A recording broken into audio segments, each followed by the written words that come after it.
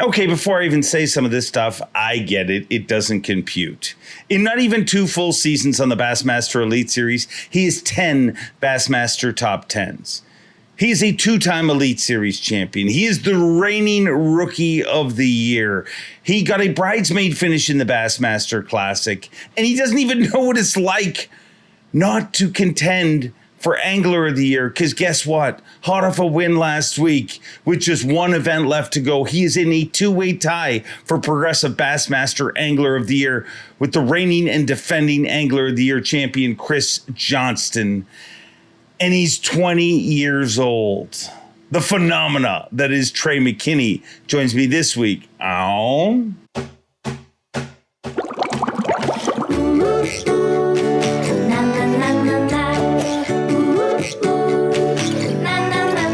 Bob Cobb for the Bassmaster. Welcome to Mercer. Welcome one, welcome all, friends, family, freeloaders, fishing freaks, and of course you, my humpers. Happy hump day to all of you, and welcome into the Awkwardly Honest Fishing Podcast that goes by my last name, which is Mercer. This is the 225th edition of the Mercer Podcast, and I hope wherever you're watching or listening from, that life is treating you well. I just got back from Lake St. Clair, a pretty phenomenal Elite Series event. Want to thank all the fine humpers that said hello there and everybody I got to see there. It was a very, very good time. My family got to make it out there, which is always nice to have my family at events, so it's cool to have them there, and it was just a great event. I mean, lots of cool things happened. First of all, this week's show, a good one. I mean, we're going to talk to one of the most talked about pro anglers in the last 2 years. And I get to ask Trey some questions that aren't that easy to answer. And I hope you enjoy this one. But let's get back to the event. Zona was there, which made it awesome. Obviously, Zona, one of my best friends in the world. And the Bassmaster broadcast is so much better when Zona is part of it. So it was awesome to have Z there. I enjoyed having him on set with us. And it's just, life is better with Zona. Whether it's Bassmaster, whether it's you just hanging out in a pontoon boat in the rain, which we've done several times. It's better with Zona. So it was great to hang out with Zona. Another guy I got to hang out with this past weekend, Travis Pastrana. I mean, he's an 11-time X Games gold medalist. He's basically, we talked about it around the set, and Miami Dan, one of our camera guys, came up with this, and it's the great analogy. He's basically the Evel Knievel of our generation. He has done everything that most people are scared of. But he works with Yokohama. The event was sponsored by Yokohama. So he was at the event. It was cool to hang out with him. Me and him went out to the raft off. What was supposed to be a quick video hit turned into a 3-hour tour. But we laughed. We had a good time. And that's what's cool. When you get to meet somebody like Travis Pastrana is a mega star. I mean, he's got 5 million Instagram followers. I mean, he's big time. And when you get to spend that amount of time with him, and when you're dealing with stress where he had to be back for a signing and stuff like that, if there was a jackass in him, I would have saw it, but I didn't. He's a pretty chill, cool, amazing guy. So thank you, Travis. I really enjoyed that. And hey, maybe we'll have him on the podcast at some point if he's ever willing. I didn't ask him, but maybe this is my public asking of him right now. Would you like to see a Travis Pastrana podcast? I know I would.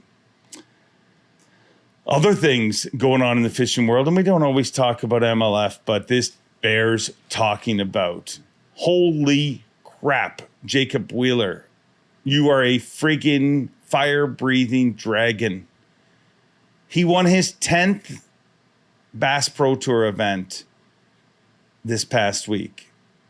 But on top of that, he won his 4th Angler of the Year title. 4 out of 5 years he's won Angler of the Year. This is a unprecedented run. I mean, we haven't seen anything like that since Kevin Van Dam. So congratulations, Wheeler. I know you work your ace off, and it's good to see it paying off. So really, really freaking mind-boggling. But I mean, he's not the only person with mind-boggling numbers. There's some young anglers with mind-boggling numbers, and we happen to have one of them on this week's show. And Trey McKinney is what he's doing in professional fishing, whether you love forward-facing sonar or hate forward-facing sonar, whether you love the young anglers or don't love the young anglers. He's 20 years old, and what he's doing is unfathomable. He is truly a phenom. 10 top 10s in like 17 Elite Series events. He's got, he almost won Angler of the Year in his rookie season if it wasn't for a few mishaps, which we talk about in this week's podcast. We talk about some of the mistakes of his rookie season. He almost won the freaking Bassmaster Classic. He's won 2 Elite Series events. And as I said in the open, he doesn't even know what it's like not to contend for Angler of the Year, because last year, if it wasn't for those mishaps, he wins Angler of the Year. And this year, he finds himself in a 2-way tie going into the final event, the closest we've ever had an Angler of the Year race. I am excited to see it go down in La Crosse, Wisconsin. I hate the hate that swirls around. Like when you see him doing well, which he almost always does in an event, you hear some hate around him. The same thing happened with Easton Fothergill. I don't get it. If you don't like forward-facing sonar, that's cool. You can dislike it all you want. But you have to respect what some of these young anglers are doing. They're doing things that people never imagined possible. And when I talk about Wheeler and what he's accomplished, which is truly amazing, and you think, well, who's going to compete with those kind of numbers? Well, freaking Trey McKinney hasn't even figured out how to do this yet properly. It's unfathomable. And at some point, people are just going to have to say that he's pretty freaking good. And I am thankful that he took the time to do this interview and have this conversation. I'm thankful that he was open to, I asked him, is there anything we can't talk about? He said, no, straight up, let's just talk about whatever. And I asked him some tough questions in this conversation. And he answers them all. I think anybody that does what he's doing in a sport is going to get hate. It's just how it is. It's the world we live in. But man, at some point you just got to be like, what we're seeing is special. What we're seeing is different. What we're seeing is freaking amazing. That being said, very technically advanced, very advanced for his age in many ways, but not very good at podcasts in the way that it gets dark. And I don't mean as topics. It literally gets dark. As the podcast goes on, he's in his trailer. It gets dark outside. And guess what? By the end of this, he looks like he's in witness protection, basically just a shadow of his outline and his voice. But it was a very cool conversation.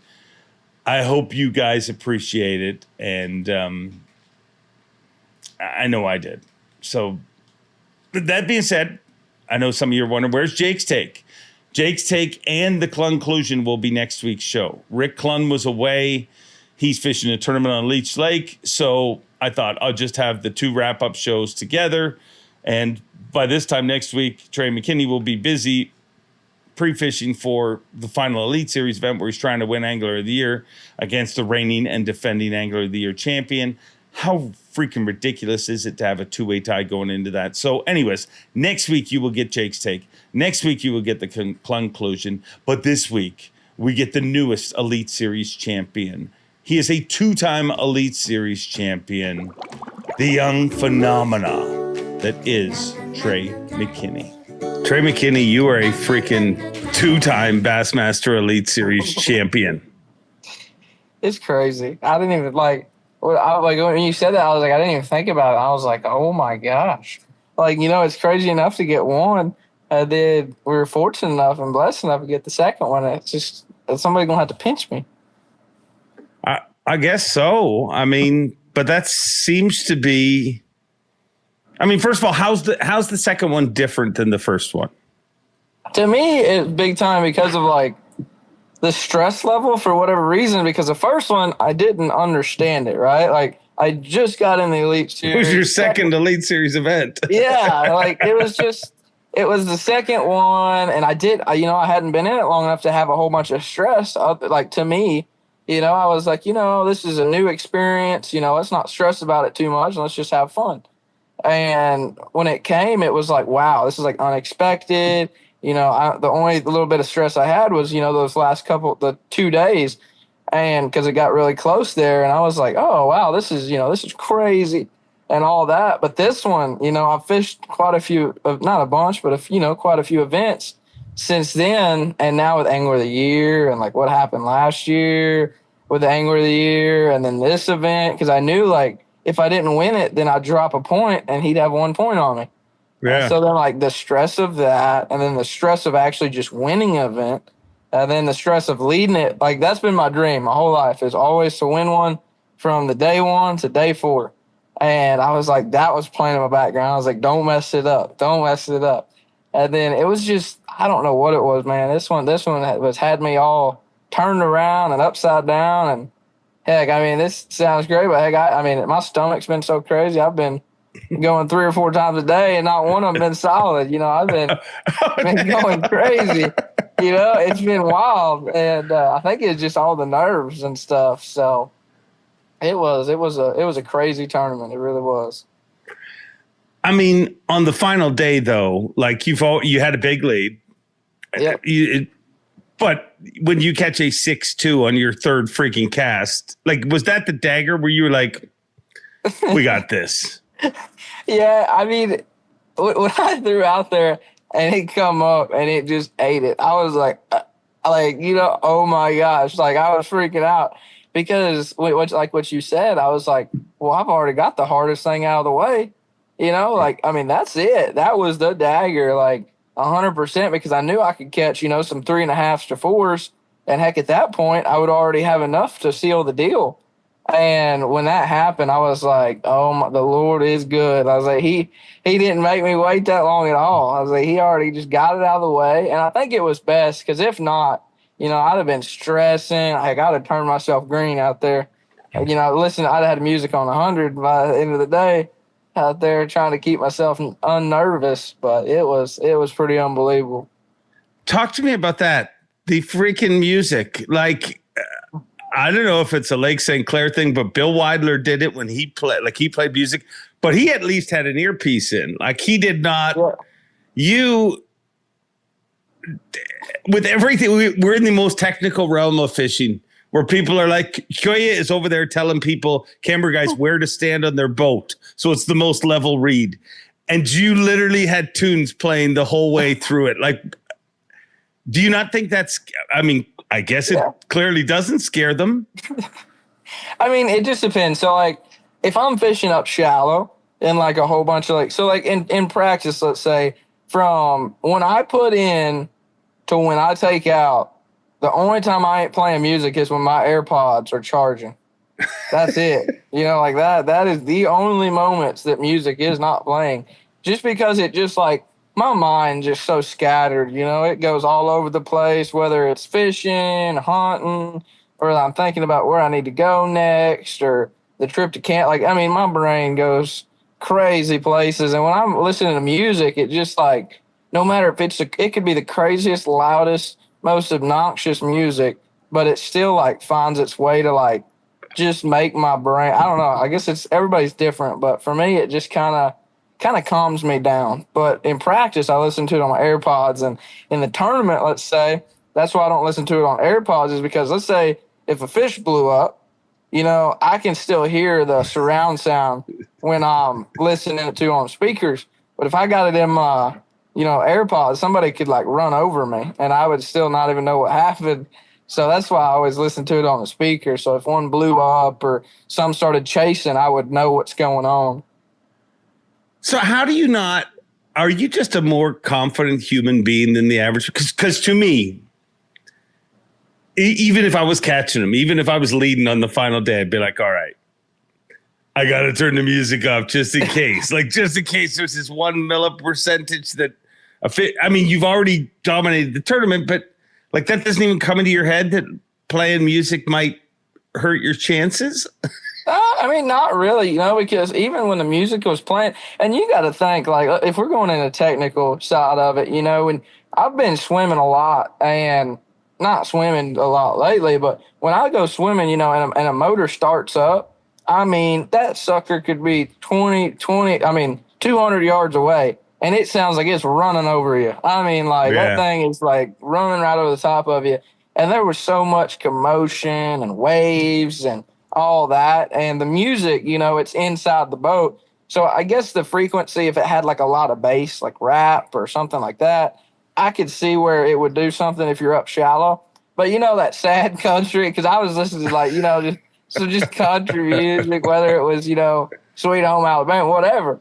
A lot of it, I just feel like, there was so many boats running around and all that, and them giant boats. Like, I don't even know what them sound like underneath the water. So I was like, I was like, of all places, there ain't no way. And heck, I didn't even care. I was like, my nerves got to be down anyway for me to even catch one. So I was like, that's the main focus. And heck, I caught them 20 foot away from the boat. Actually, some underneath the boat. Maybe they like some Hank. You never know. If there's a lake in the world that they like it, St. Clair might be that lake. I mean, there's a lot of music playing on St. Clair. It is definitely, it is Partyville. But is this something have I not noticed this? Is this new for you, or have you always been jamming to tunes when you're competing?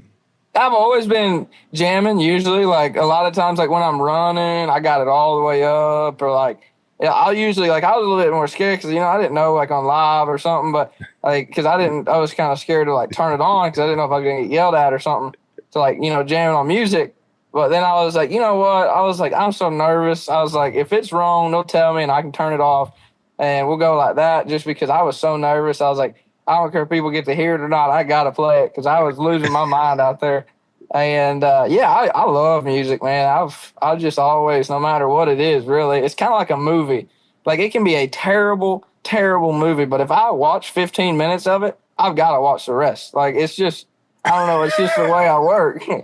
And I've just got hooked on that music that it just helps me out there. And because I fish so much, it's, it kind of drains it a little bit, makes it less nervous, calms me, and I focus like crazy. Like, I might be my brain might be going 1,000 different ways, but I'm still so focused that, like, it's kind of crazy. Because if I don't do that and I try to overly focus, that's when I mess things up, like, really, really bad. Like, either, like, set the hook too quick, or once I'm really focused, I'll set the hook too hard, like, and outrageously hard, and I'll, like, break one off or, like, do something like that. But when I'm in, like, a rhythm of, like, got some tunes going, thinking about a few other things, I just let it happen. I don't try to make it happen. I let it happen. And seems like I always fish a lot better when that happens. When I try to make it happen, it just goes downhill most of the time. Like, I set the hook crazy, or I'll get in a hurry and I'll rush one to the boat and it'll jump and come off or something like that. So it does overall help me a lot. Well, music's your tool. So will you be jamming music in La Crosse, Wisconsin?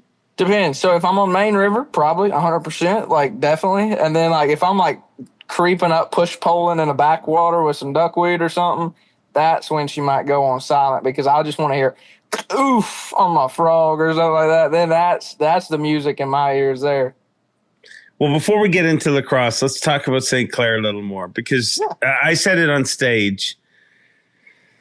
The amount of locals I've heard from and people, that are impressed with what you pulled off is, dude. And I think it says a lot that it wasn't just what you pulled off, it's how you pulled it off. Like, you literally did it in front of a lot of other anglers throughout the weekend. You had You didn't have a secret spot. How did you outfish the competition around you?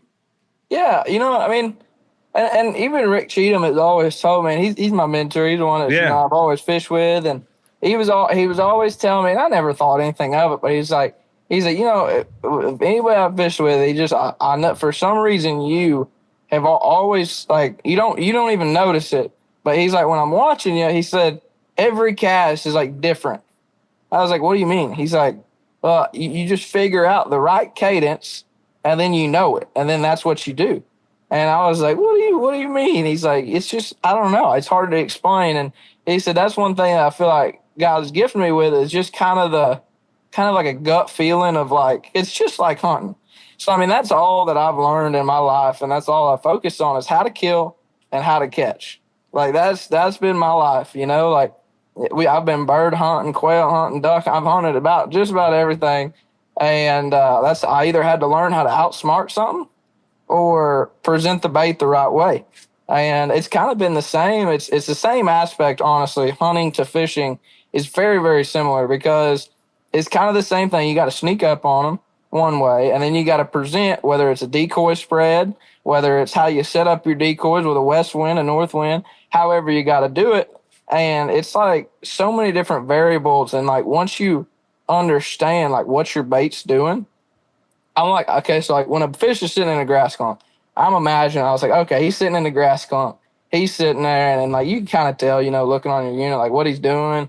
And like, if he's sitting on the outside looking up or anything, and I'm like, okay, if I was a bait fish, how am I going to come across that's most natural? Like, what am I going to do to like trick this fish into biting? And like, before I cast, I always think of like a different outcome. Like, what am I going to do on this one? Because every smallmouth is different. And that's what really, I feel like, once I realized that not everyone's the same and everyone likes something else, that's when I started to like key in on like trying to make one bite. And then if he saw it and he didn't initiate, then I'd be like, nope. And I'd wait for however long, and then I'd give him another shot with a different bait. And then I'd circle around him, come around from a different area, pick up a different bait, throw out there, give him a different presentation.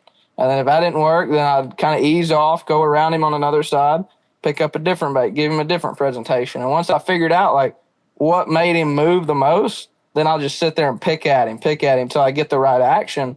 And then every once in a while, I was able to get those bigger ones to bite doing that. And that's what really helped me like excel in that area, because it was so pressured and so smart. I almost had to like literally a single fish. I had to figure out how to catch a single fish, not all of them. I went fish by fish, really, honestly.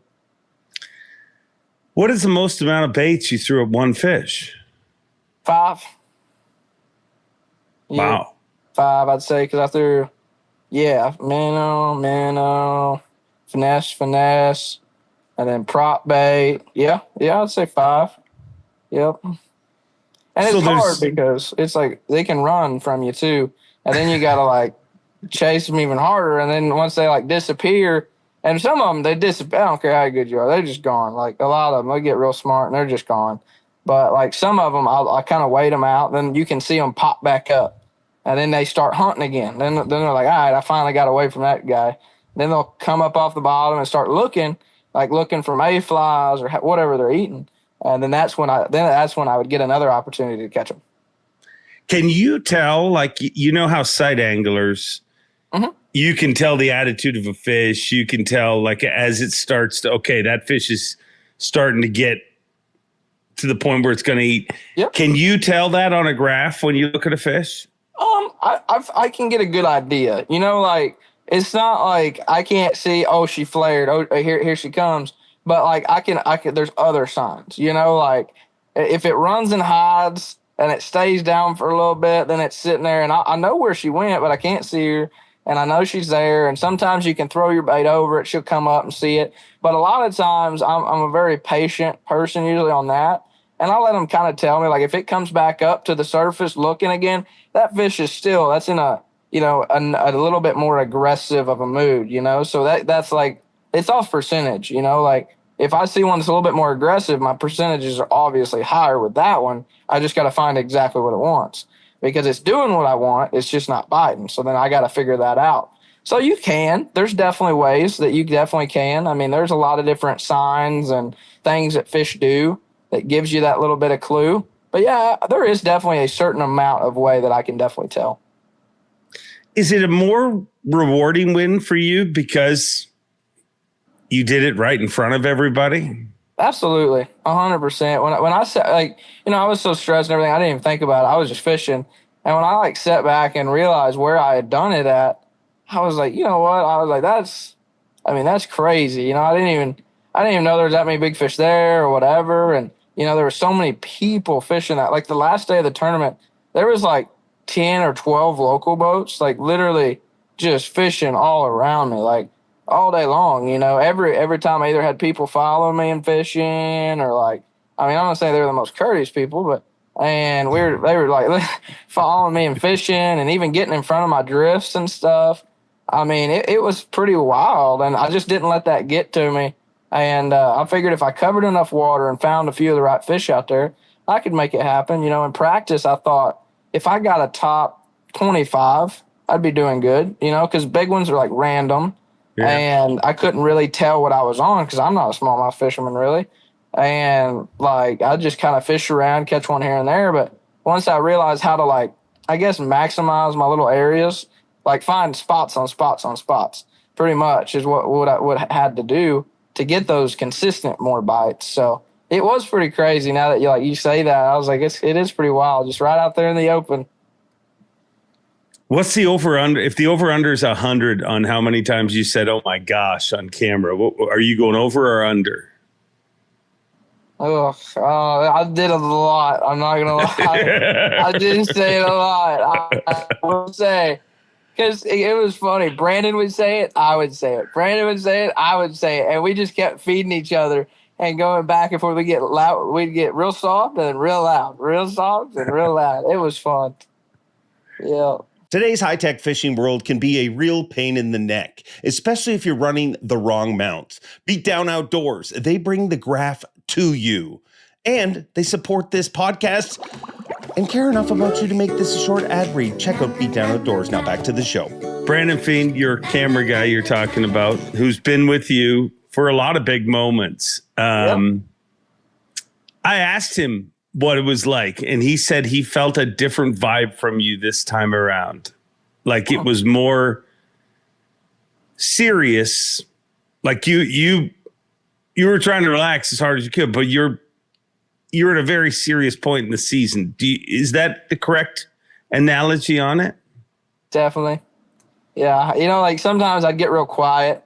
He's like, dude, you got to loosen up. I was like, I can't. I got focus. And I was like, telling myself, I was like, hang on, I gotta be chill. I can't be stressing. And then I'd get real tired or wore out for a second. You get a little bit of water and you get some Red Bulls, then I'd be back to my normal self and get back. And then all of a sudden, I'd go on a spree where 5 or 6 would swerve me and I couldn't get them to bite. And, I only had like, a solid, 20-pound bag, but I knew if I was going to win, I had to have that upper class. And there was definitely big serious moments for sure. Like not a word said for, 30, 40 minutes is a big deal for me. I usually talk to myself or talk to Brandon 24/7. And that is, when I go that long, I'm concentrating for sure. How do you feel your career's going? I feel like it's going good. The main thing is like, I feel like you just got to learn, and that's like, I'm trying. It's like, maybe not in the fishing part of it, it's like even sponsored, right? So, like, I mean, it's fishing, there's always stuff to learn on that. But, like, I want to always be getting better at, like, the business aspect of it, too, Like, I don't know all the people that have, I haven't been in, like, contracts and all that stuff. Like, I don't know if people's got good intentions, bad intentions. Like, it's when I see something flashy, I'm like, ooh, shiny, Like, I don't really know much about it. And once that now, I got to sit back and realize and ask people that has done it for a long time. And I feel like that's the main thing I got to learn now is the main, like, how to do the business part of fishing, not just fishing, but like how to do all that side of things. Like, not hurry up and make a dumb decision. That's, it might be good for the money, but it's not good. It doesn't fit me. And that's what I think is going to be big these next, this year and next year and the year after that is going to be, just making the right decisions on that part of the thing. My sponsors now are absolutely phenomenal. Like, couldn't ask for any better. Like, they're all family to me, and that's what I want to keep. And I don't ever want to get away from that. But money can do cruel things, and that's what I'm trying to stay and make the right decisions. And if I can learn that, hopefully I'll be all right. Do you feel you've grown a lot since your rookie season? Are you a much different human? I feel like it. I feel like I'm, this year I've been trying to, no matter if it over stresses me or what, like I usually, all that stuff that happened, all that, like it's not that I meant to do any of it. It's I get in my own head and I'm just worried about catching fish, right? Like that's it. That's all I thought about. I didn't think about anything else but my next spot. And now this year, I'm learning to maybe if it costs me 3 minutes to be a little bit more prepared and think things through a little bit, maybe that won't be the end of the world. Like, come on, Trey, like just a little bit longer. And I feel like it has helped me a lot this year. We haven't done, anything, and we're trying to walk that straight line and not, make them silly mistakes that last year, cost us big. And, that's what the nervous thing is. Even this next term, maybe if I don't even try, something could happen, even on accident. So it's got it's got me stressed out because one little bitty thing that you don't think anything of can, take it all. That's the thing that I think makes me nervous, that, it can be one phone call. It could be one no wake buoy. It could be anything, So it's a lot to think about for sure. Was that a really tough pill to swallow last year? Like, I mean, I think publicly you showed pretty well, but I know inside that's not always matches the same as what people see in public. No, I could have tore down. I wish somebody would have just let me go and somebody was demolishing a house. I wish they'd be like, here you go, Trey, here's a sledgehammer, go for it. And I just go, because it hurt, because I worked so hard for that. And even this year, I've worked, I haven't been home 2 days or 3 days since January. And, that's all hit that goal, and when we had it, we had it, and then we just poof, gone. And that was, it was big pill to swallow for sure. And I've done it, it's nothing that I'm not blame it on nobody, it was all me. And that's what I got to realize and, keep that from ever happening again now. I joked with you going into the off season. I said, read the rules, just keep reading. Yeah. And if you're done reading, so does that change for you? Like when the rules come out, are you have you become the ultimate stickler? I try. I'll be honest. I'm not a great reader. I was not, at school, I just don't even know, we got homeschooled for a little bit, and then fishing and hunting was a little bit more important than school in 11th and 12th, but we're not going to go there. But yeah, I can read, one word and one syllable at a time. And I didn't mean could you read. I mean, has it become more important to you to make sure you read? Oh, 100%. 100%. And Lisa does great. She sends these little videos and stuff, and I get to watch those so I don't have to read it. So she tells me. So I get that helps a lot too, because if I hear it, because I'm one of those purposes that can read something and not get anything out of it, but I can listen to it and then I've got it. It's in my brain. So those help a lot. She sends those out, briefings and stuff before the tournaments that I always listen to now. And it helps a lot for sure.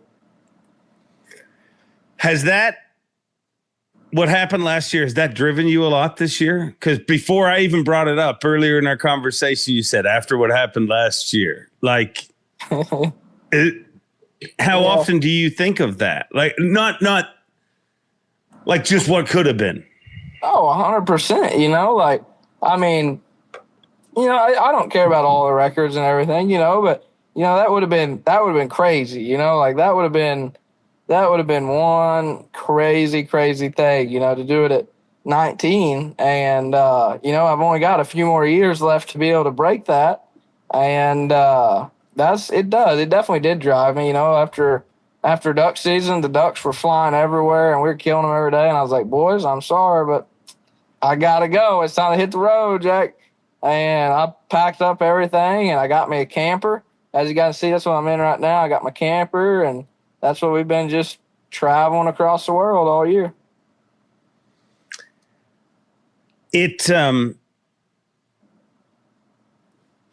How do you feel you fit into the Elite Series? I don't know. Last year I didn't fit in real great. I don't think we were big buddies, but this year I feel like I've seen some guy like Brian Smith. Dude, that guy is awesome. Like literally, he is just the same. Every time you see him, same deal. Super nice. Do anything in the world for you. And I do anything in the world for him. Like, there's a lot of guys on Elite Series that are great dudes. Like, just amazing fellas. And, there's some that's not so amazing as well. It's just life. And, no, but I think overall it's been a lot more welcoming this year. Overall, I feel like it's been a huge step from last year. Like, I can generally have a conversation with somebody and they'll talk to me. We can actually talk together, and it makes me feel nice too. It's like they care enough to actually like talk. So it's been really good. In your rookie season, was there people that wouldn't talk to you? I mean, yeah, a lot of them didn't really care to. Yeah, I'd ask them a big question, and be like, yep, and just turn around, then off they go. I'd be like, oh, okay. It's just like, and maybe I did talk a lot, maybe that they were like, maybe they had a bad day fishing or something. And I'm just talking, and they're, it's not the greatest time to do that probably. But, so I get it. There's times for talking and times for not, but no, there is some guys on there that's just amazing guys, like really is. And that's what and every time I'm on there and the longer I'm on there, I get to realize who those guys are, instead of including myself with everybody, I include myself with the right people instead of the wrong people. And the longer I'm on there, I feel like the more I realize who's the right people for me. Was that a tough pill to swallow in your first season? I mean, I think most kids paint a storybook of like, I'm going to show up somewhere, I'm going to catch him, and it's going to be a Disney movie. And when it's not that, is that tough to deal with? Yeah, it definitely was, because I thought everybody was going to be like goody, like a warm welcome, hey, we're all made it to the Elite Series, let's celebrate. But not quite, it wasn't quite that. But yeah, it was a big pill, I was like looking up to all these guys that I've, looked through, and when I was younger, went to weigh-ins of theirs and saw all these guys, and you get there, and it's not that warm welcome. You're like, oh, okay, like this is awesome. And you kind of realize who you need to stay close to and who you need to ask for just wise answers and who you need to just kind of keep your distance from. So it definitely was a little hard to swallow at first because I didn't realize, I was just Trey. Do you think that'll change who you are when you're a veteran? Yeah, I think so, because I've seen it from all angles. I've been the new guy. I know how it feels when people, kind of look at you differently, and maybe not welcome you as much. And hopefully, if I do, and hopefully my long career, hopefully that when those guys do come in, and I can see that they're feeling the same way, maybe that. I can be the guy that maybe can help them through some stuff, because, it's only a sign, because, the guys that done me, if I wouldn't have had those, then I'd just be like, just kind of grouchy to everybody. I was like, well, nobody likes me, blah, blah, that sad sob story. And what are your goals? Like what, I mean, it's easy to say, I just want to fish for a living, but I think with what you've achieved in the first 2 years, you're obviously driven for more, and you're not satisfied. So you're obviously driven for more. What, like when you close your eyes and dream of 10 years from now, 15 years from now, what does your career look like? And like, I don't want to be like, it's there's a fine line between being cocky and, and all that stuff. But like, and I don't want to ever come across like that, but as sky's the limit. I want to do as good as I possibly can. Like, I'm going to work as hard, and whether that means win 1, win 2, win 5, win 10, win 15. It don't, it's as many as I can and doing it the right and do it the right way. And, however it ends up, and if it's great, good, in the middle, I'm shooting for the sky, honestly, just anything and everything, just kind of, I at least want to say, the classic, angler of the year, stuff like that. I just want to hopefully be able to stay it in long enough that I have a chance to, put myself in contention for one of those titles, because that's, man, those titles mean so much. You can't ever take that away from somebody. Those are as big as it gets.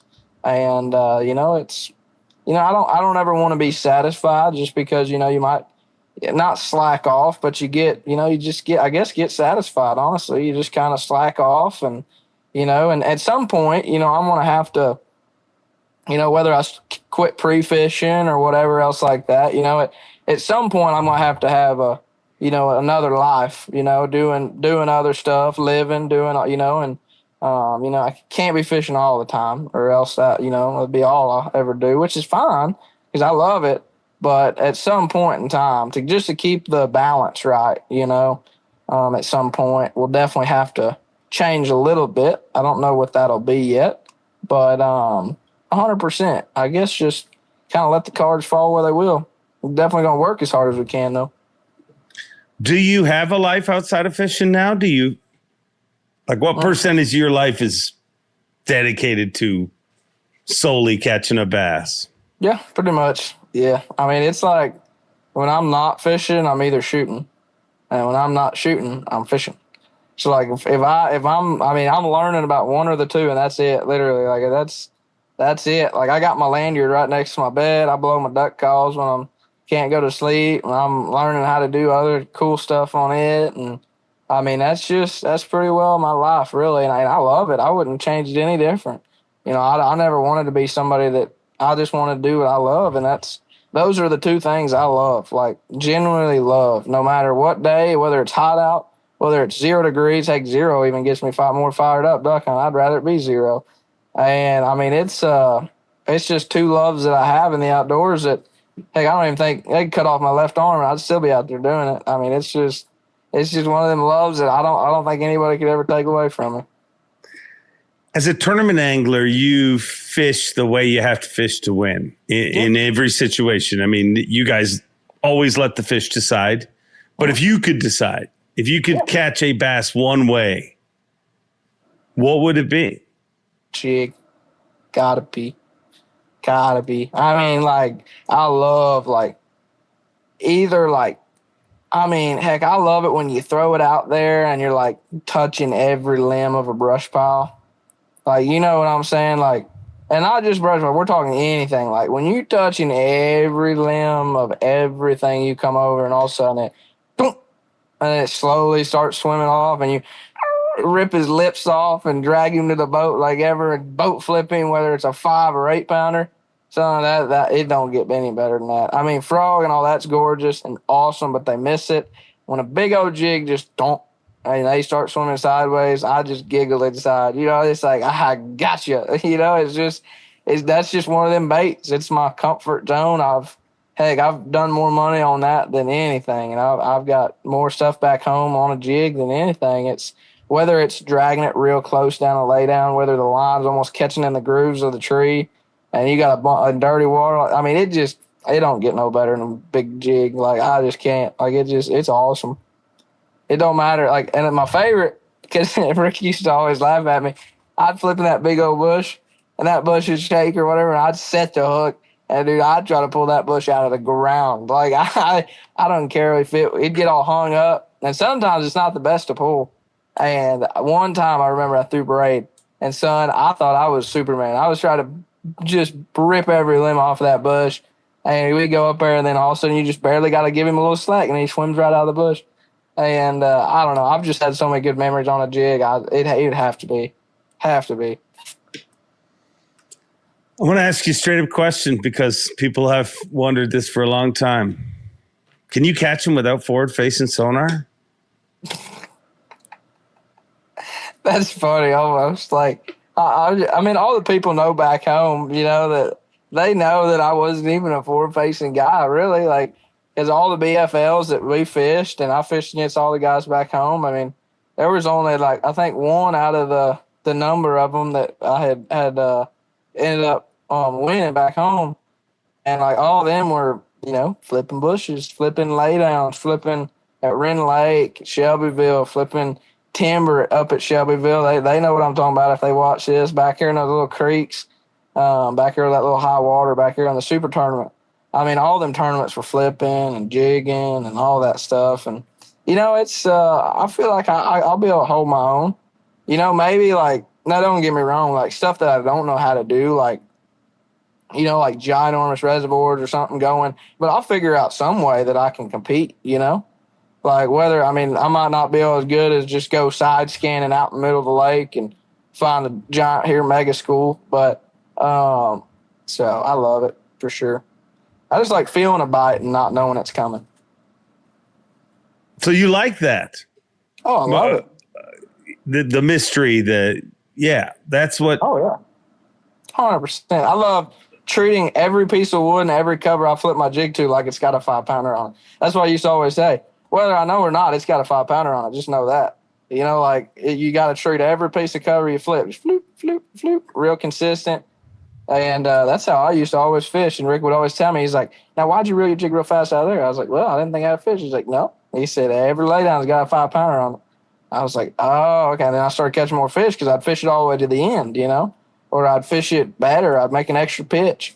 Oh, absolutely. I love it. When a bite's not, you don't know it's coming, all of a sudden it just boom, and slowly starts cruising off, and you got 4 in the box, and you need 1.5 big one, and you set the hook, and she just wallers out of there.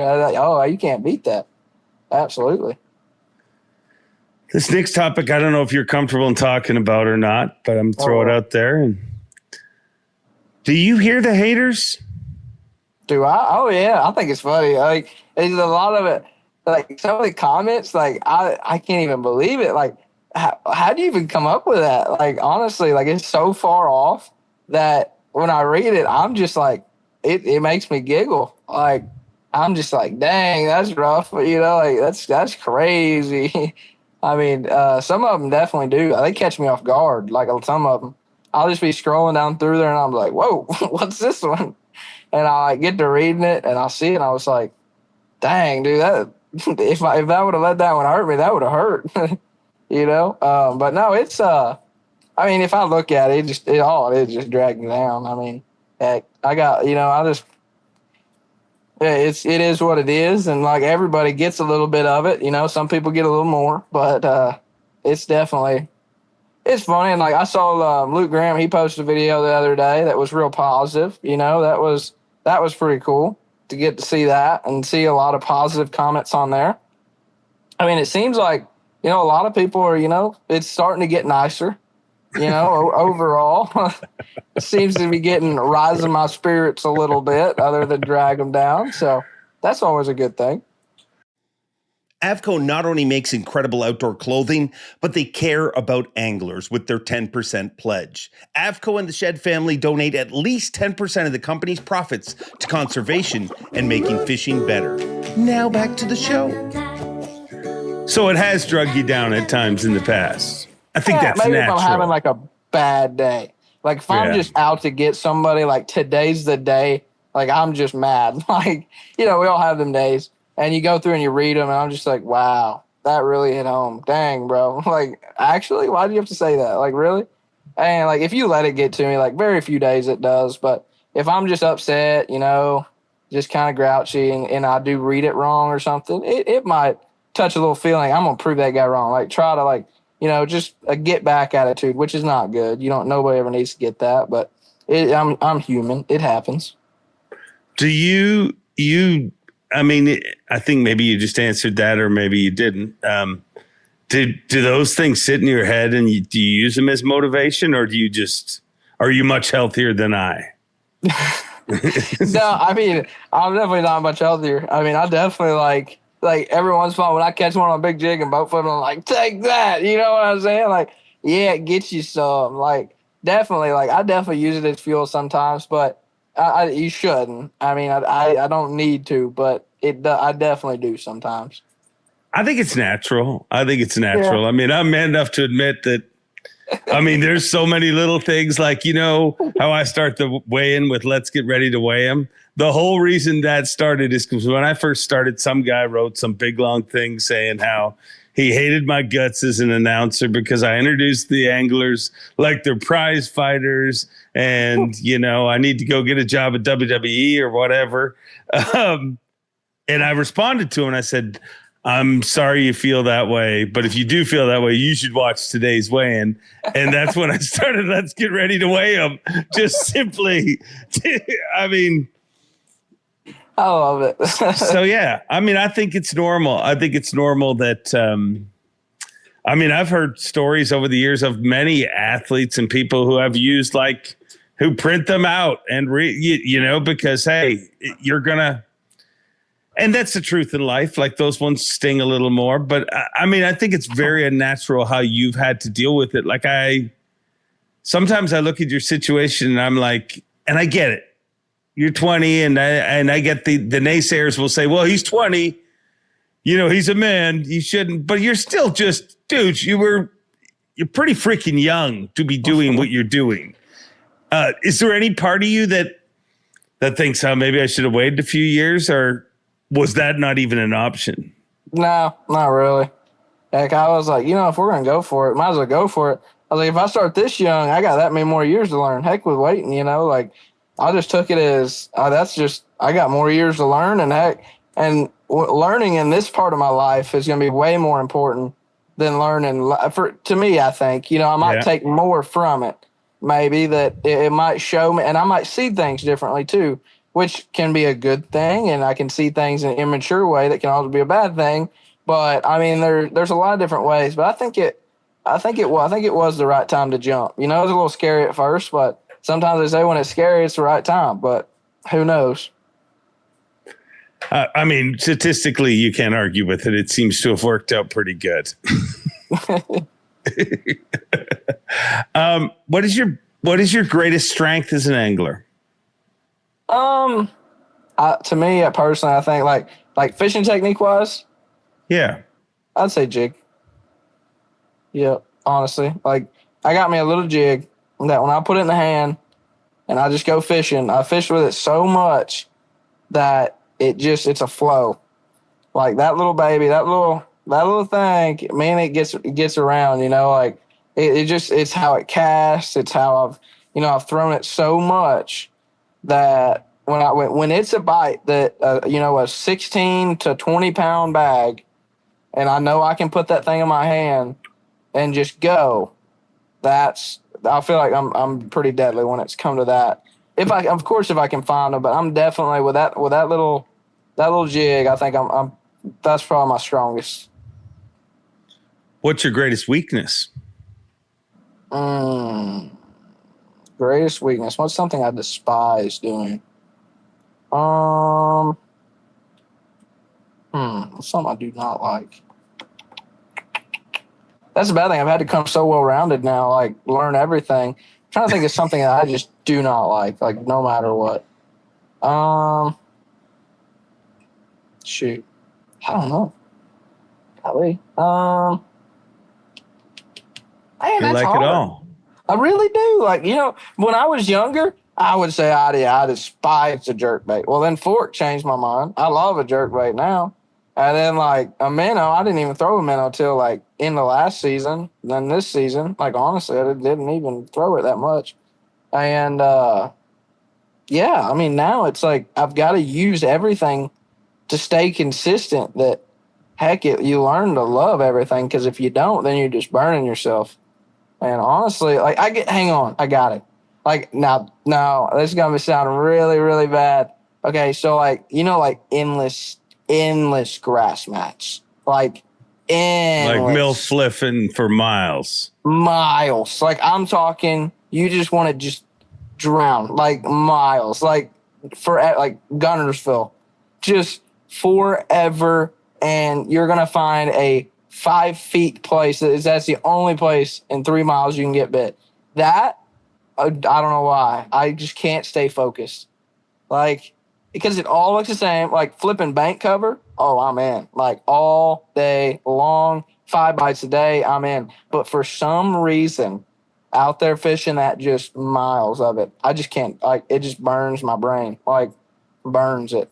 Because I guess it's not that yet. It's because I haven't learned how to do it yet. I just go out there and do it, right? Like, I don't know why they're there. I haven't learned, like, how to find hard spots and stuff in the grass. Like, a lot of people will just pull up and be like, this ditch right here, this mat right here, that's where they're going to be. Well, I haven't learned that yet. I haven't had any places where I've been able to learn because I only went to Gunnersville one time and scarred myself for life for it because I flipped for 2.5 days straight and had like 6 bites. So yeah, I would say that is what really is my weakness, just because I haven't learned it yet. But one day I'm gonna go down there for like a week and I'm gonna learn it, and then hopefully I won't hate it no longer. So what's the difference between that and St. Clair? Just the fact that you could see them on forward facing sonar, I guess. So it eliminates the. It's not mats. Yeah. It's like there's sand spots, and like, like that grass is different because it's just like literally I have to pick up my trolling motor every 5 feet because it just gets wrapped around. I don't know what it is. I just do not like that. But no, St. Clair is the weirdest place I've ever been to, like for sure, definitely. Because they can just be anywhere. They don't have any cover. They have no contours. Literally nothing that makes sense is them. Like nothing. And so that definitely played with me. And that's why I just stayed in the bay. I was like, I got no idea how to find them out there in flat nothingness. I was like, I have no idea. I was like, I might as well just stay in a bay. Like, heck with it, right? I was like, I read on it and all that stuff, or not read, but watch videos and stuff online. And I see that, anchor bay. I was like, it's got to have big ones, right? So I was like, I'm just going to fish for them. And then I got in there and then I caught a 613 in practice. And I was like, yep, it's got big ones. I was like, I'm standing here the whole practice. And that's just what I've done. And that's what I feel like I'm really good at as well, is just instead of trying to do it all over, I find the best area that fits me, I feel like. And then literally just do everything, like fish everywhere, offshore, inshore, up the creek, out of the creek, at the mouth of it. Like, that's one thing I feel like is a really strong suit. Once I pick an area, I just know I have to find them. Like I got to somewhere, they are here, and I'll have a chance to do pretty good off of them if I can find them. So that definitely, thank goodness I took that approach, or I'd have been lost out there in the nothingness. You said you had to jerkbait when you were a kid. What were you like when you were a kid? Like, what is a 12-year-old Trey McKinney like? Just threw a jig all day. That was it. That was it. I just threw my jig all day long. That was all I knew what to do.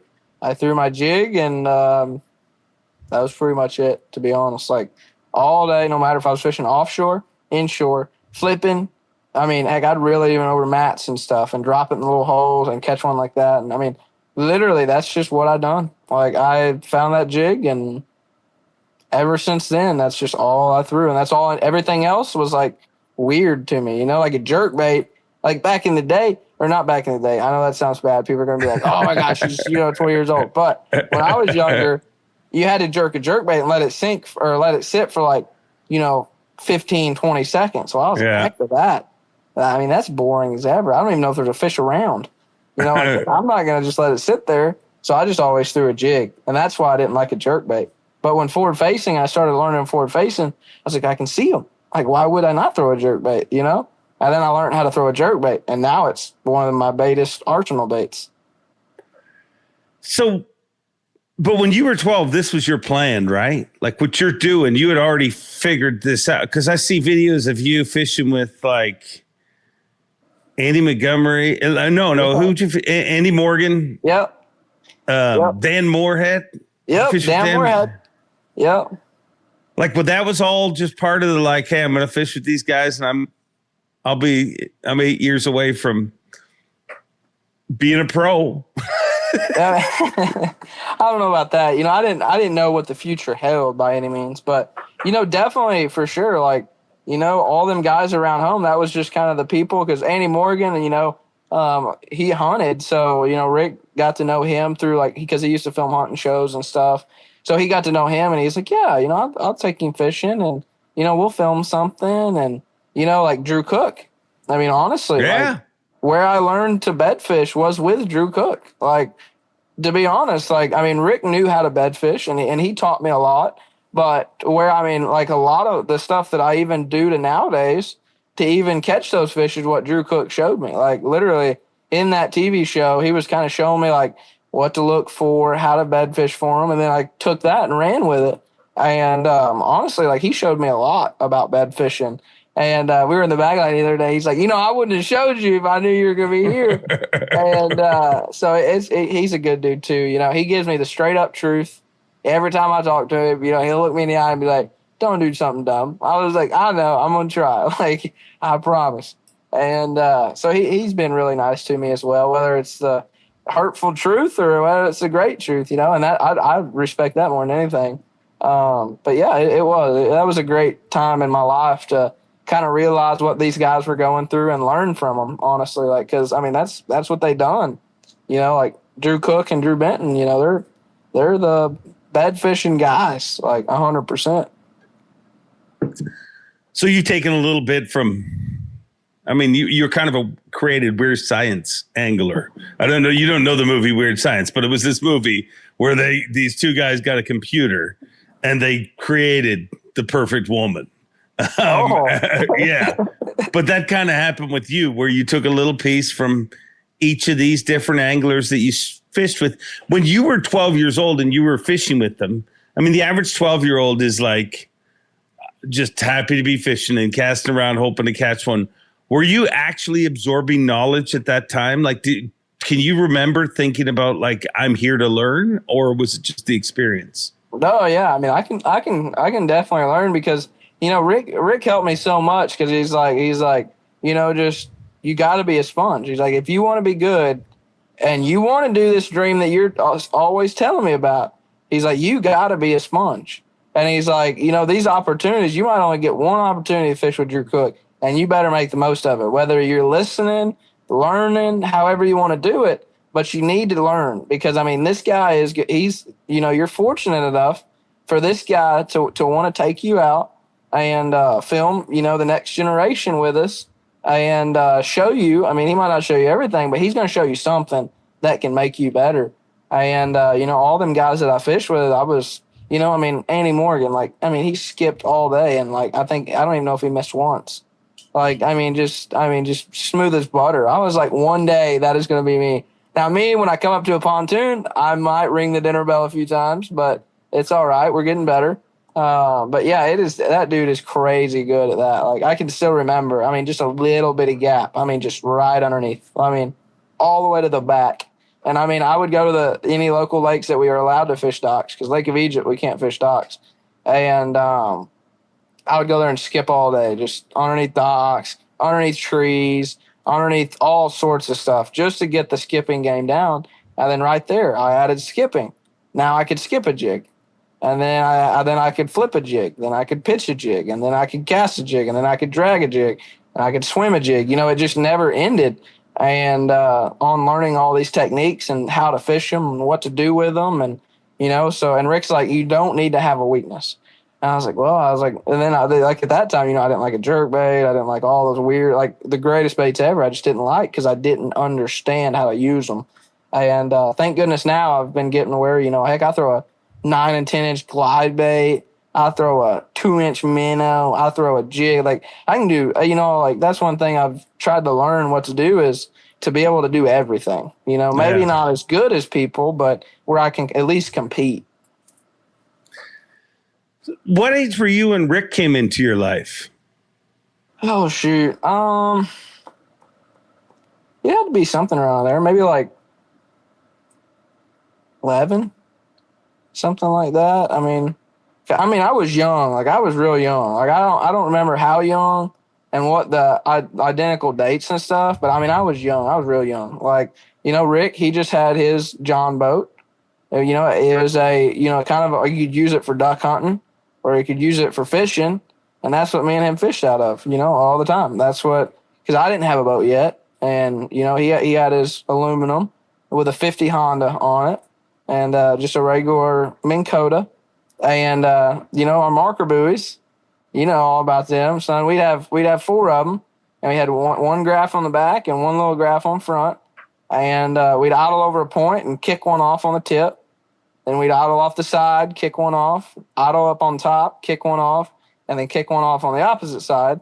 So when we step back and start fishing it, then we knew what we were fishing. And then that's how he taught me how to fish offshore.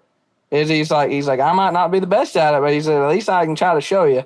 And like once he showed me that and like how to understand what you're fishing, and we'd throw a hard head and just drag around on the point till we found the lineup. And then once we found the lineup, he'd be like, all right, where'd you cast when you had that bite? I was like, right there at that tree. And I'd cast back around, I'd get another bite. And then he'd get a bite. And then I'd get a bite. And then that's just how I learned. It was it's pretty awesome because I've been able to see both sides of it. All the technology from that to now. It's been awesome, to be honest. Do you look at him? I mean, I think weirdly enough, he gets wrongly portrayed. Your relationship with that. I mean, I don't even know Rick. I don't know if I've ever met him, but in my head, he's no different than a college coach, except you didn't go to college. Yeah. Do you look at him like that? I mean, honestly, like, a lot of people ask, like, hey, what do I think of Rick? I mean, he's honestly like family. Like now, like, no, Rick is like 100% like in the group. Like, honestly, like if he was going to leave for a bit, I'd be like, dude, I'm going to miss you. I love you. Come back. I'll see you when you get here. Like literally like family as it gets, honestly. And it's pretty special to be able to make a friendship like that it turns into something. And, it's pretty special. Like, honestly, like if I was going to get emotional, like that would be something about, it's like just our journey, like that we've took all over the world, like, and he didn't take nothing for it, like honestly, like nothing for it at all. And he took 5 years out of his life to travel around with me. I mean, literally, like, he didn't get nothing from it. And it's honestly, I can never thank him enough for that. I mean, me and him would go, and heck, we've won 3 boats together, and and just going all over. And heck, now he was teaching me, then we were partners. Then we were learning together, and then now it's like, and he's like, it's time for you to go on your own. I was like, oh gosh, I was like, I don't know about this. And then we just kind of went on, and he's, I'll call him, every other day. I'm like, what's going on, Rick?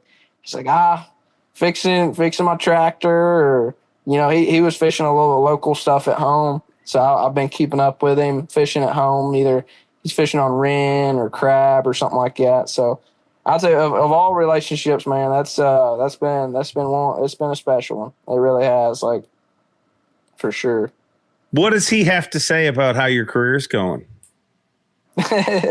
He's like, he's one of the, he does everything the right way, like he's a Christian man as it gets. And, he's like, he never wants to blow my head up, nothing like that. He's like, you just keep doing things right. And that's all he tells me. He's like, you just keep doing things right, just like we done. And I was like, you right. And then that's it. We talk about just on what about the next tournament? After however it finishes out, he's like, yeah, well, you tried. However, either if you won or if you got 4th or 5th, he's like, you still do things right. And now what about the next one? Now what's your plan? And so he's a great dude. In the last 2 years, I think you've made 9 top 10s, which is ridiculous. But what comes with that is more scrutiny than maybe any other angler. Yeah. How many truth verification tests do you think you've taken in the last 2 years? Buddy, I have no idea. I mean, it's unbelievable. I've had my fingers and the butt plate that they make you sit on to make sure you're not moving around. And I mean, I wish they make you sit on a butt plate? Yeah, dude. I've never taken one. Well, hey, you need to. We need to get you hooked up. We'll ask you funny questions, though. We're not going to ask you about fishing. We're going to ask you life questions. Be like, all right. Have you ever?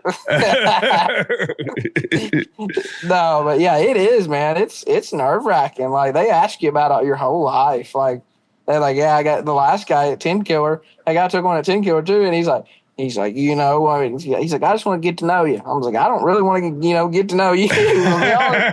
And he's sitting there and we just talking. He's like, all right, we're ready to take it now. I'm like, oh, now we're serious, huh? And he's like, yep, serious. I was like, okay. And yeah, you sit on the little plate in your seat, and if you move, he can tell that you're like nervous. And then like, I don't know, I guess it deducts points on. Yeah, I don't know what it does, but yeah, I sit still as a church mouse. I know that. So how many do you think you've taken? I don't know. If you had to guess. I took two or three this year already. And then last year I took way more than I did this year. So I'm going to guess I took four or five last year and 2 or 3 this year already. So you're most likely the most tested pro in fishing, at least in the elites. Yeah, definitely. Yeah, I've had to take a lot of them for sure. Like a lot, outrageously amount, honestly. Does that bother you, or is that just part of the cost of? I don't know. I guess it don't bother me, but it's just like, man, how many times do you guys have to test me to like realize, like, you know, I was like, I mean, I was like, but if you were going to do anything or find anything, I think you would have found it by now. I was like, heck, I'm more liable to fail one just because I've took so dang many of them. Heck, at some point, I mean, heck, I'm going to lie to my mom or something, and it's going to go off or something. I mean, I don't even know. I mean, it's crazy. Like, it really is. It's just kind of like, I mean, now, honestly, I'm not even puzzled. I'm just like, yep, all right, meet you there in 30. Like, it's just kind of I'm just like, whatever. It's all right.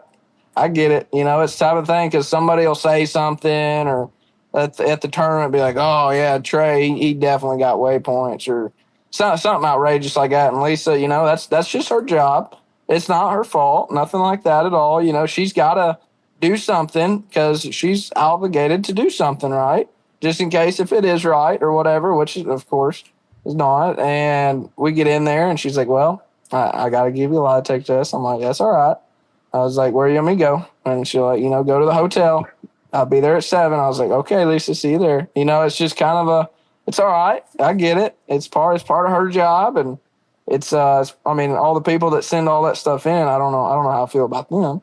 But yeah, it's definitely been a lot. It is. It does get aggravating after a little bit because it's like, when are they going to give up, right? Like, is there a time in my career where, you know, people are just gonna let not be doing all the ignorant stuff and all that? Because I mean, I just don't get it a lot of times. But it's not my time to, you know, stand up against it or whatever. I just let it blow off, and I know I didn't do anything wrong, so I guess I'll just go take it.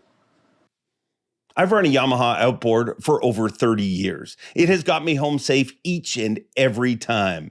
If you enjoy this podcast, remember, Yamaha supports it and they care enough about you to make this ad read very short. Now back to the show. It's a good attitude. I mean, I think it's also kind of the price of what you're accomplishing. I mean, you've made more top 10s, and guess what? You've taken more lie detectors. And yes, sir. The person that fights for the title the most generally gets tested the most. And yep. What did that near win at the Classic do to you? Did that inspire you, or did it rock you for a little bit? Like the next day, did you wake up and be like, I almost freaking won the Classic? Yeah, I did, man, because I was on the fish too. I was like, dang it, Trey. I was like, one day. I was like, I literally had the biggest bag day 1 when I weighed in, and the biggest bag day 3 when I weighed in. And then the middle day, I don't know, just fell off. I don't even know what happened. And I think it was nerves, definitely something. I just didn't fish as good the second day at all. But yeah, definitely, like when I woke up, I was like, holy cow, that was close. You know, just a couple more fish on day 2 because I still had some 3-pounders. Like, now then we could have made it interesting, you know. I mean, first Classic, to go like that and just see like what it's like, you know, like after the first day, they pulled me in there with everybody, and especially like you pulling on with all the greats, you know, Davey Hyatt, Zona, and they're all sitting on the couch, right? And I walk in and I'm like, oh no, I was like, oh, this is big moment. So I like sit down on the couch and like question me. And it was like right then I was like, holy cow, we're like leading the Bassmaster Classic. Like, this is crazy. You know, like I was about to start shaking in there. So it was a pretty cool moment just to get to experience that and everything. It was pretty awesome. So did the day after that, were you motivated or were you a little rocked for a few days? I was sad at first, because I mean, all I had to do was catch them day 2. I mean, of course, we all look at that stuff, right? Like, if we'd done it different, but I was on the fish like 100%. Like, I don't know what I seen more day 2 too. Like, I mean, I was on them, like on them, and I just didn't get them to bite, and that's usually what I take my pride in, is usually being able to get fish to bite. And that day I was just off. I think it was just all the stress got to me, and just everything in a whole. It just finally kind of got to me. And day 2, like, I literally couldn't breathe that morning at takeoff. Like, I was like, holy cow, like, this is bad. This is real bad. I haven't ever felt like this before. And because I just never experienced anything like that.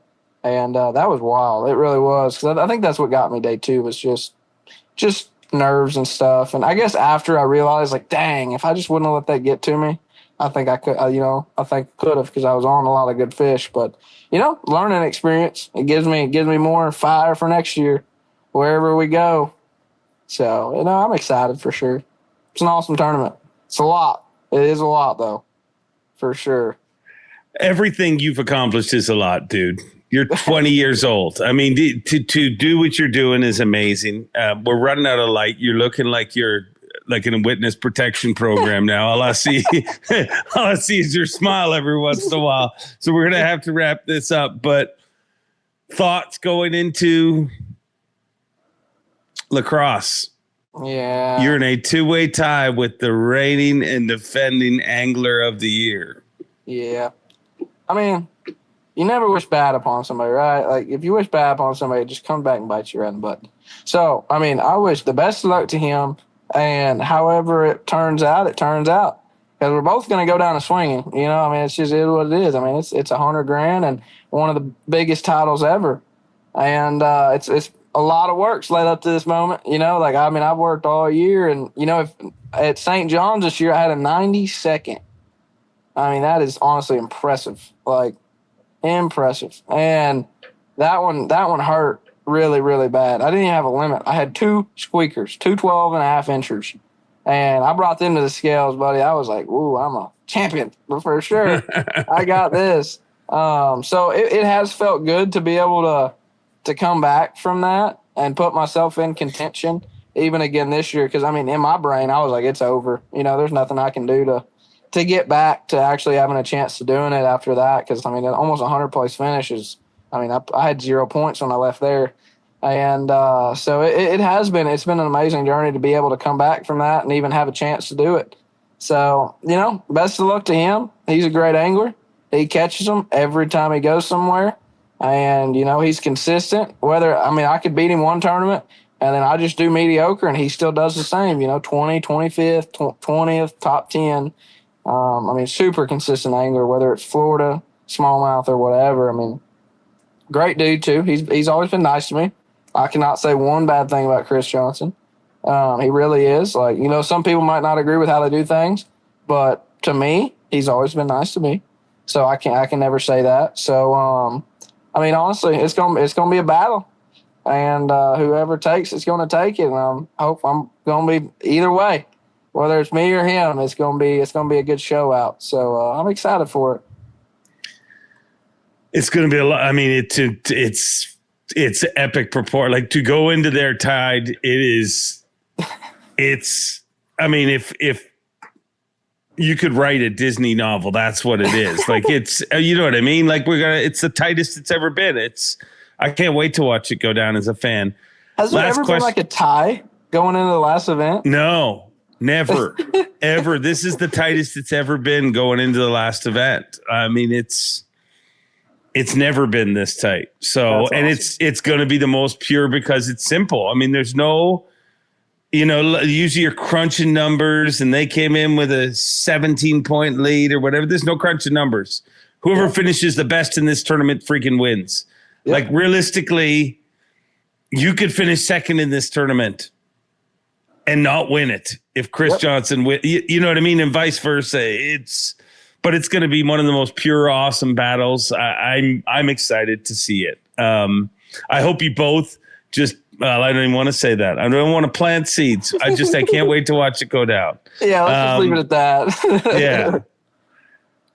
lots of people seem to think they know who you are, whether they're supporters or haters.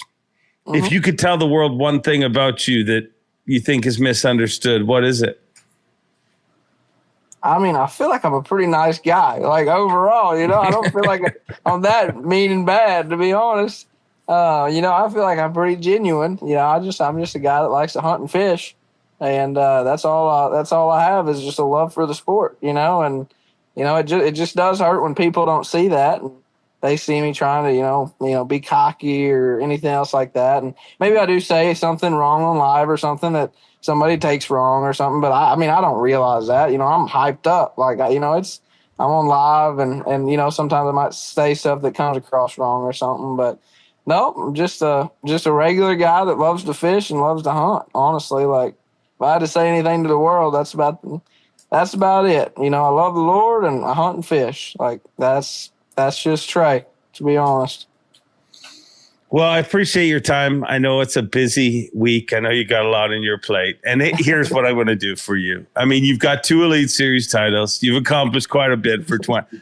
On the way to La Crosse, I'm going to stop at the local Dollar General. I'm going to pick you up a phone holder, and I'm going to pick you up a light. So you can be ultra professional on all the other podcasts you do. Yep. I agree. Yeah, so you don't have to just see my eyes and my teeth. I will buy those for you. But thank you, dude. Like I told you after you won, you got one for each year. Now put them in there and just put your head down and keep fishing because you're an awesome part to this sport. And whether somebody loves or hates forward facing sonar, you're playing within the rules and it's cool to see. I appreciate it, boy. All right. I think the obvious way to end this, because it's so dark, is good night, Trey. Real close. We're going to be like, see you. Good night, Trey. Go to night, sleep buddy. now. There you have it, Trey McKinney. Hopefully this conversation answered a few of the questions you may have about him, because Trey McKinney is simply one of the most talked about, one of the most critiqued, one of the most tested young pros we've had in a very, very long time. And all of that doesn't come from nothing. I mean, part of that comes because he's accomplishing a lot in a very short period of time. And with that comes a lot. He's also made some mistakes, which he admitted. And he has paid for those mistakes. I find myself challenged to remember that Trey McKinney is 20 when I'm talking to him. And I get it. He's fishing against adults. He is an adult. He should be treated like an adult. And he is. But he's still 20. I don't know what is more impressive to me, his ability to catch bass or his ability to block out some of the stuff that circles around him. It's kind of amazing what we're seeing. Love him or hate him, you have to admit what's happening is amazing. And you have to remember one thing. It's not Trey McKinney's job to keep the internet happy. It's not Trey McKinney's job to appease somebody who doesn't like a particular device that anglers are legally allowed to use in tournament fishing. It's Trey McKinney's job to catch the 5 biggest fish possible every single day of competition. And statistically, he's pretty freaking good at his job.